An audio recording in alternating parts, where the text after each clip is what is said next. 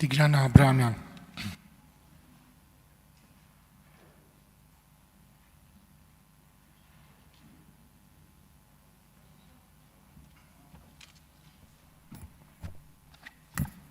Հարգելի հայրենակիցներ, քաղաքացու եւ պետության անվտանգության մասին պատկերացումներ կազմելու համար առաջին հերթին դիտարկվում է պետական բյուջեի անվտանգությանը վերաբերող դրույթները։ 2026 թվականի ռազմական բյուջեի մասին կառավարության պատկերացումները երկու զուգահեռ իրականացում են։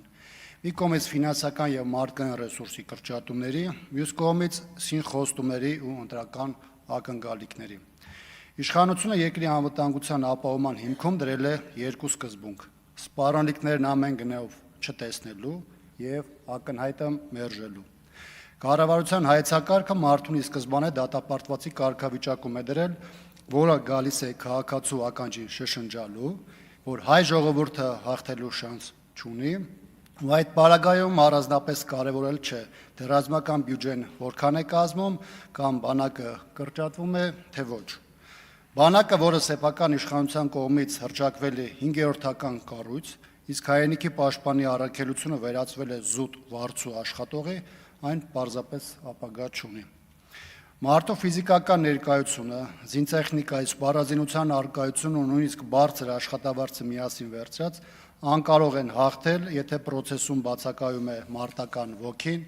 բարեհոգեբանական անհրաժեշտ մակարդակն ու ներհասարակական համերաշխությունը։ Այսպիսի վիճակի մեղավորը օրը 24 ժամ, տարին 12 ամիս, տարվա բոլոր եղանակներին ծանր իրավիճակում մարտական հերթապահություն կրող զինվորը սպան կամ հրամանատարը չեն։ Դա այն իշխանությունն է, որն իր հույսն ու երաշխիքը տեսնում է իրենց ցեղասպանողների խոստումներում։ Կա բանակ իրական բարեփոխումների ռելսի վրա դնելու, բանակն իր ֆունկցիոնալ վիճակին բերելու եւ զինծառայողի անհրաժեշտ դերը հասարակության մեջ առաջին պլան բերելու հնարավորություն միանշանակ կա։ Հնարավոր է արդյոք վերականգնել բանակի, ինչպես ուզում եք անվանել, պաշտպանողականությունը, մարտունակությունը կամ մարտական խնդիրները կատարելու արդյունավետությունը։ Միանշանակ կա։ Հնարավոր է արդյոք դրան հասնել այս իշխանության հետ կամ նրա պաշտոնավորման պայմաններում, բնականաբար ոչ։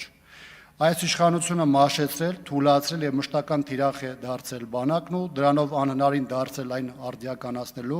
բարեփոխելու եւ իր լավագույն մարզավիճակին բերելու հնարավորությունը։ Էդուարդ Աղաջանյան։